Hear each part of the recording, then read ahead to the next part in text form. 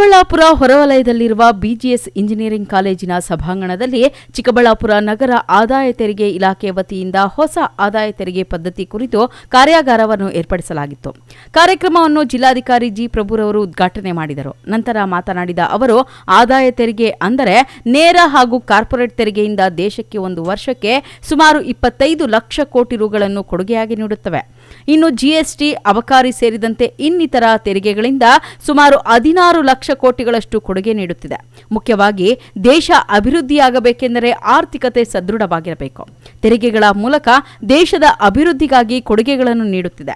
ಅದರ ಭಾಗವಾಗಿ ಹೊಸ ತೆರಿಗೆ ಪದ್ಧತಿಯಲ್ಲಿ ಆಗಿರುವ ಬದಲಾವಣೆಗಳನ್ನು ಅರಿತು ಸದುಪಯೋಗಪಡಿಸಿಕೊಳ್ಳಬೇಕೆಂದು ತಿಳಿಸಿದರು.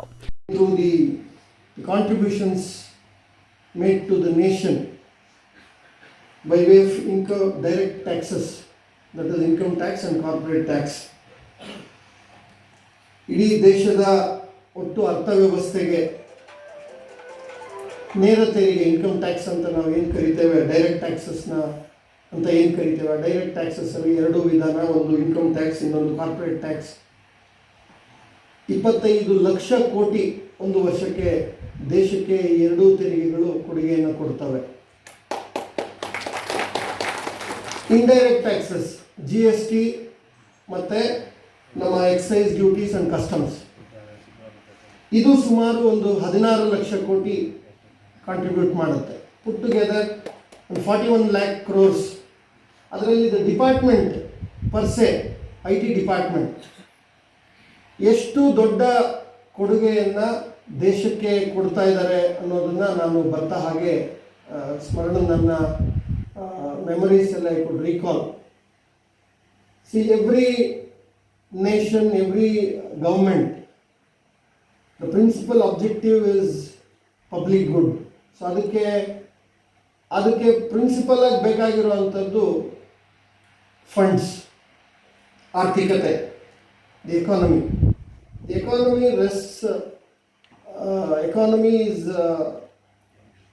more, the government economy, government machinery predominantly depends upon income to the exchequer. So ಆ ಪರಿಭಾಷೆಯಲ್ಲಿ ನಾವು ನೋಡೋದಾದರೆ it's a huge contribution to the nation building, where every department, every centrally sponsored schemes, state sponsored schemes, all urban and rural local body funds, devolution of funds put together, ಇದೆಲ್ಲದರ ವಿಶ್ಲೇಷಣೆ, ಅದರೆಲ್ಲದರ ನೇತೃತ್ವ IT department ತಗೊಂಡಿದೆ ಅಂತಕ್ಕಂಥದ್ದು ಅದು ತಪ್ಪಾಗಲಾರದು.